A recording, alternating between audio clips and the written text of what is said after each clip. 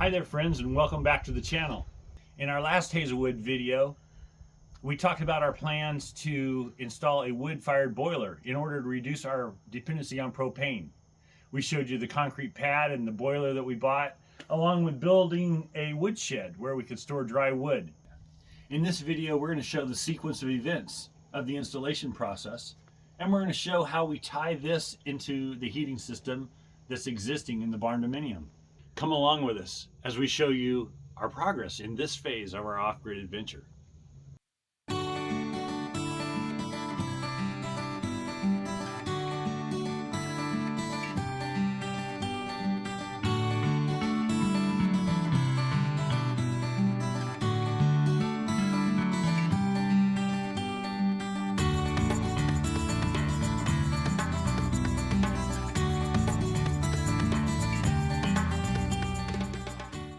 So the installation process on the boiler side contains several important elements.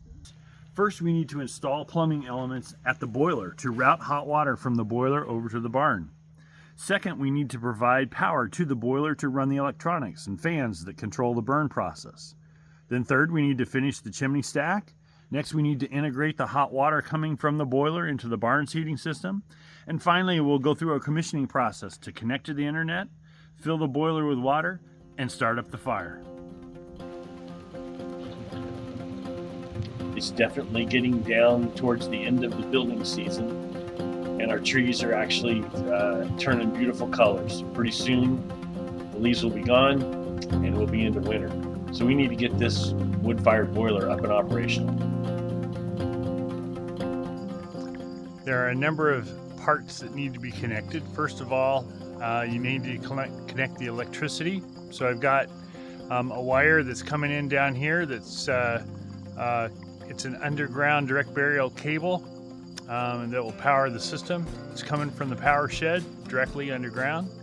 And then I've got this copper rod here that I need to pound down and connect to ground, and we'll ground the system there. Then you can see I've got some pipes coming in down below, and those are going to be connected to the supply and return. There's one set of pipes for each building. At the time, I'm only going to put the pumps or start the pumps for the barn, but eventually we'll have two sets of pipes feeding water to the different buildings we have here.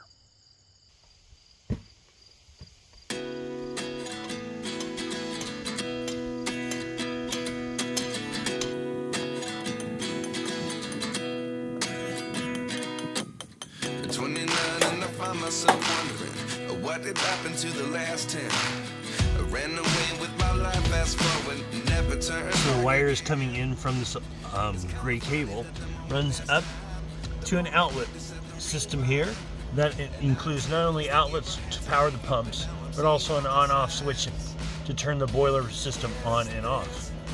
In my powerhouse, I have a gray cable that's coming up through the floor here. It's direct burial, and it's coming from the boiler, the wood boiler. And so what we're going to do is we're going to run that up here into this breaker box and hit this 20 amp breaker here that's open on the bottom left hand side. We'll poke it through that hole in the bottom, clamp it down, strip it back, and attach the wires.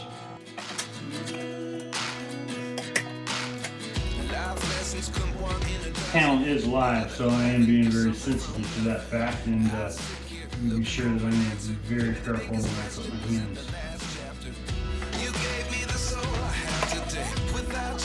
This is a little harder to strip than normal Romax, just because it's got that direct burial coating on it.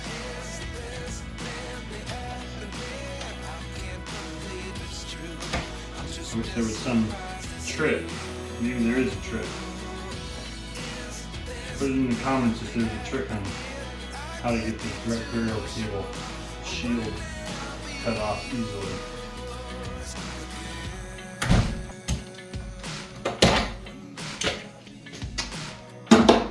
Alright, got the shield off.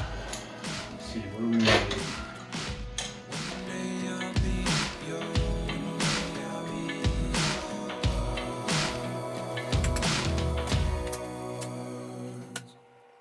Life lessons come one in a dozen. The other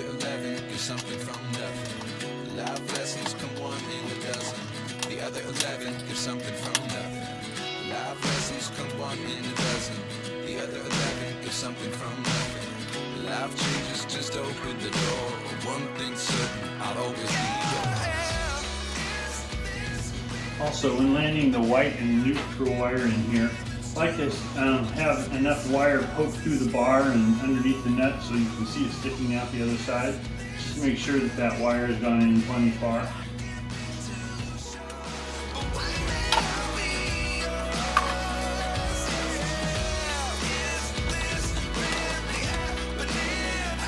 What I'm going to do is flip the breaker now. We're live out there.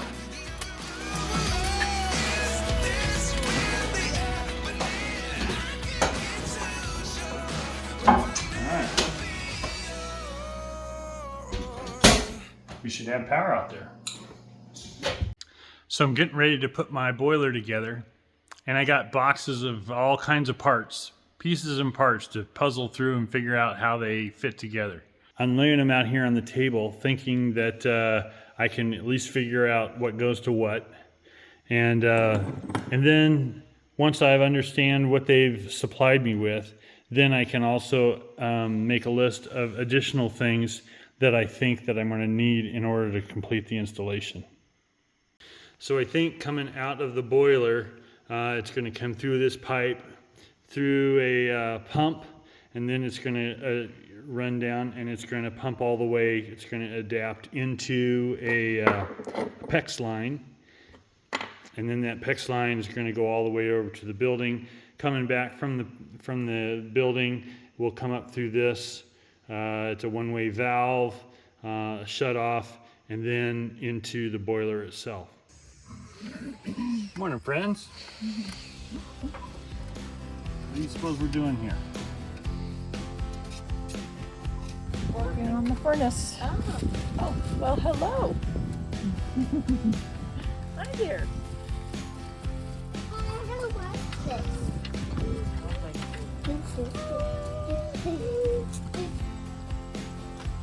What do you think? Does it meet with your approval? I have no idea.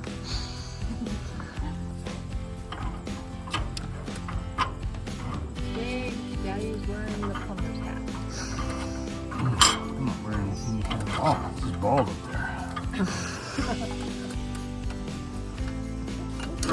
there. Don't video it. What do you think, Olivia?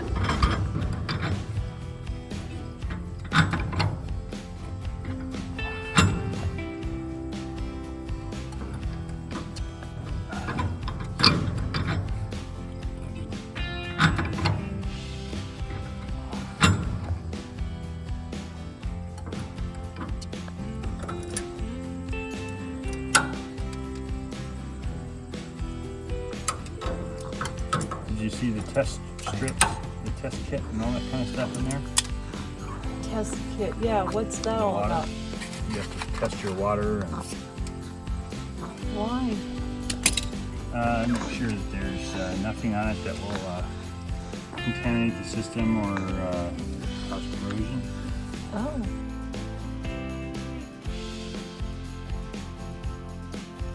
Well, now that I know how far down those pumps are going to hang, I realize I need to cut back the PEX lines that are coming from the barn and from the house to give me a little bit more room in the cavity to fit everything in.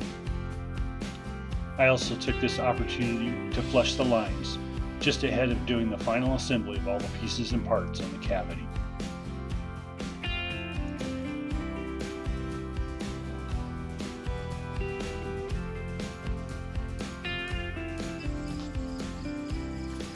Well, I got the outdoor plumbing side of the boiler all set to go.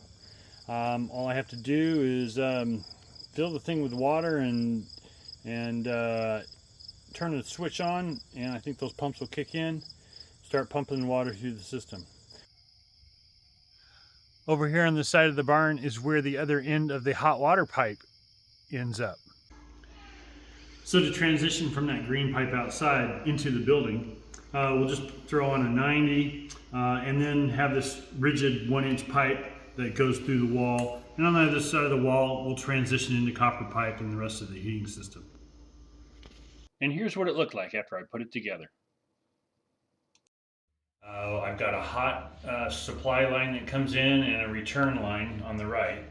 So the hot supply line comes up here, goes through an air escape process. So that if there's any air in the line, it can actually filter out through this little high vent. This is called an air scoop. There's multiple ways you can do this in the plumbing world, but this is a fairly inexpensive option. On my main system, I've actually got another thing called a spiral vent, which does the same thing. It's basically skimming off any air that's coming through the pipe along with the water, just so that you have just solid water going on. So it comes over here, goes through this union, through this heat exchanger. The water from the boiler never touches the water that's going into our in-floor heating system, but this device right here, this heat exchanger, takes heat from the source system and passes it to the destination system, which is our barn boiler system and the in-floor heat. So anyway, it comes in here, comes down, just back out this pipe, into the PEX and out and back to the boiler. And there's a pump over there in the boiler that you've seen that pumps it through that loop. The main part of the system is this big loop right here. I'll try to run my finger along. Finger comes down here, goes through a pump, goes down into a floor system, comes back from the floor system right there, dumps into the main loop, comes over here and comes up. So you've got this loop going around here, which is our primary loop in the building. Heat is added to that loop through these feeds, the one to the wood boiler, to the heat exchanger and wood boiler, or this other loop goes over, and it's the one that comes down these pipes, goes into the propane furnace. And so we have the option of running either propane to heat water, or the wood fired boiler to heat the water.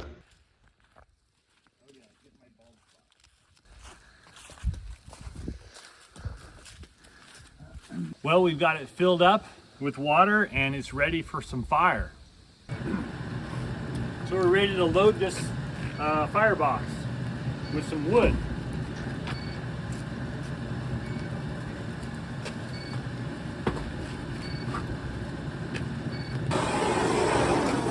Of course, lighting is easy with a torch.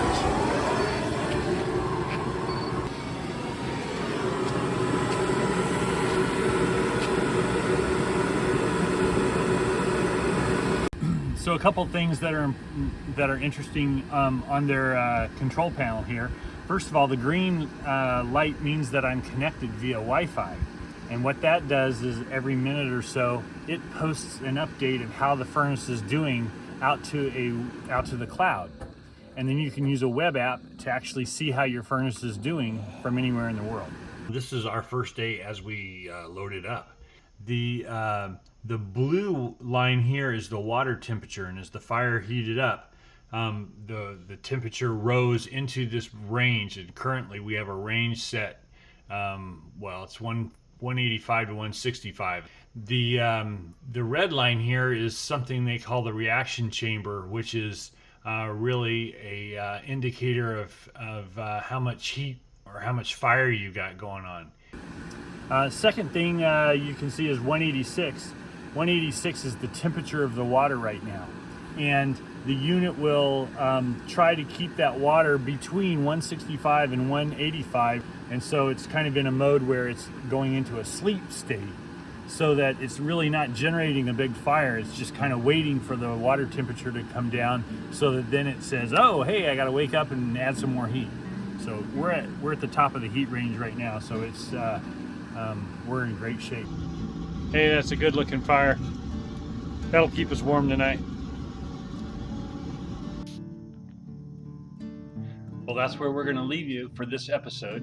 In our next episode, we're going to show you one big oops that we made with the system and some additional things that we decided were necessary to make this work well. Until next time, take care.